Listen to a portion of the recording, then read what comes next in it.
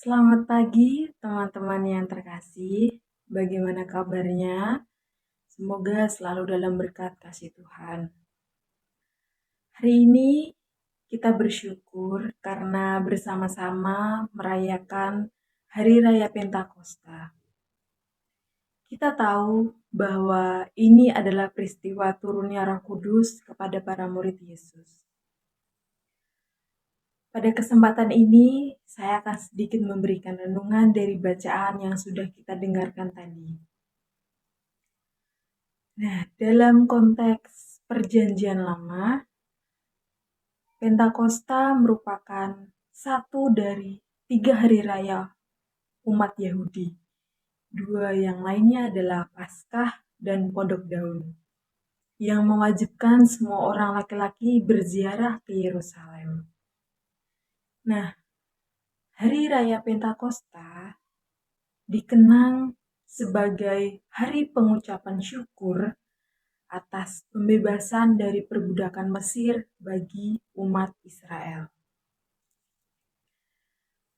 Bagi mereka, hari raya ini juga memiliki 2 makna. Yang pertama adalah mengenang peristiwa pemberian hukum Taurat dalam bentuk 2 loh batu kepada Musa di Gunung Sinai. Dan yang kedua, mengucap syukur atas panen yang mereka dapatkan dari tanah mereka. Nah, sedangkan di dalam Perjanjian Baru disebut Hari Pencurahan Roh Kudus, tepat 50 hari setelah kebangkitan Yesus Kristus. Baik dalam konteks Perjanjian Lama maupun Perjanjian Baru itu sama-sama menggambarkan tanda kasih Allah dan pemenuhan janji Kristus yang dapat kita lihat di dalam bacaan. Di Yohanes bab 20 ayat 22, Yesus berkata, "Terimalah Roh Kudus." Roh Kudus memiliki peranan yang penting. Tanpa adanya Roh Kudus, kita tidak akan bisa mengenal Allah. Tanpa adanya Roh Kudus, kita hidup juga akan dipenuhi oleh ketakutan.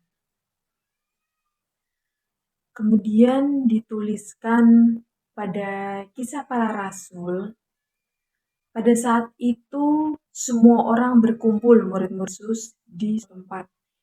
Tiba-tiba turunlah dari langit suatu bunyi seperti tiupan angin keras yang memenuhi seluruh rumah di mana mereka duduk.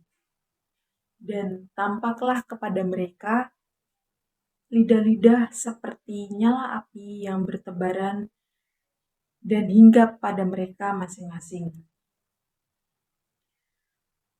Maka penuhlah mereka dengan Roh Kudus, lalu mereka dapat berkata-kata dalam bahasa-bahasa yang lain yang tidak orang mengerti sebelumnya, seperti yang dikatakan oleh Roh itu kepada mereka untuk mengatakannya.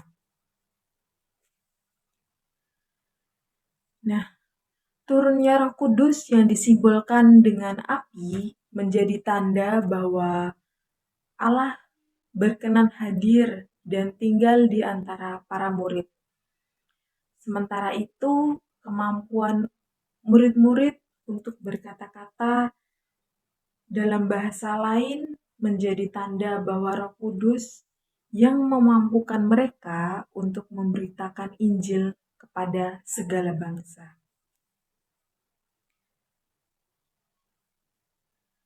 Kisah Para Rasul bab 2 ayat 11 mengatakan,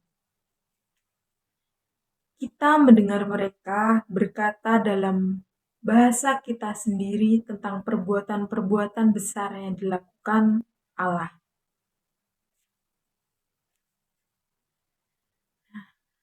Kehidupan di tengah dunia ini saat ini amat tidak mudah ya. Kita berhadapan dengan berbagai pergumulan, berbagai kesulitan, tantangan, bahkan juga hambatan. Nah, seperti contoh pada tahun-tahun yang lalu kita sudah melewati masa pandemi, kita berhadapan dengan pandemi COVID yang berapa tahun itu.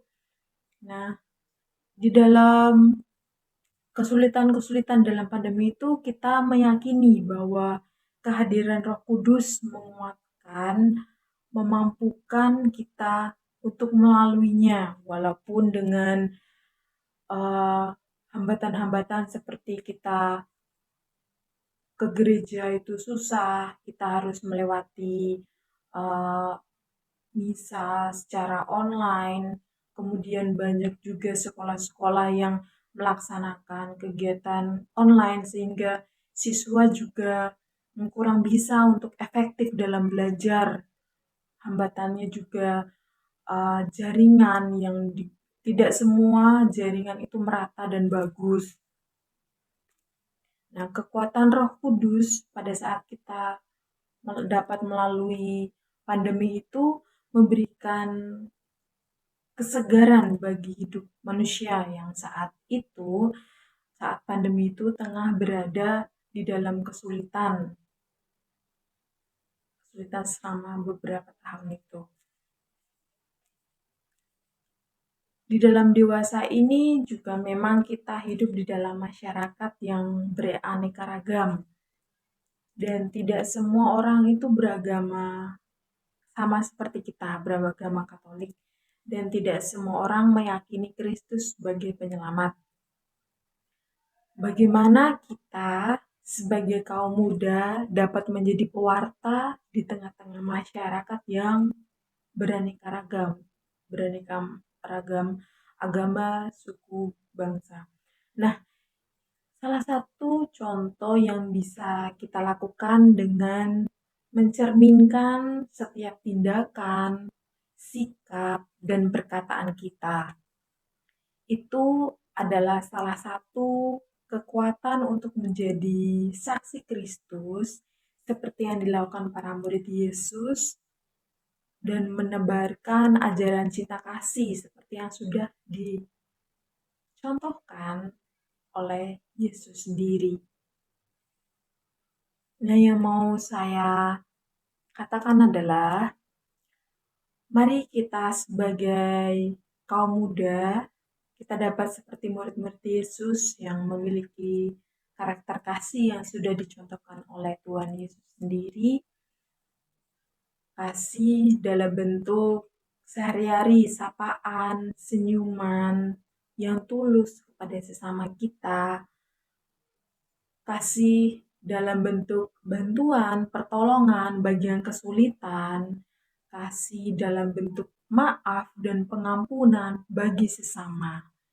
Dan yang terakhir yang mau saya sampaikan adalah jangan ragu dan jangan takut kita sebagai anak muda di zaman milenial untuk bisa seperti murid-murid Yesus, yaitu menjadi pewarta di tengah-tengah masyarakat. Jangan ragu dan takut, Tuhan selalu ada dan beserta kita. Terima kasih. Berkah dalam.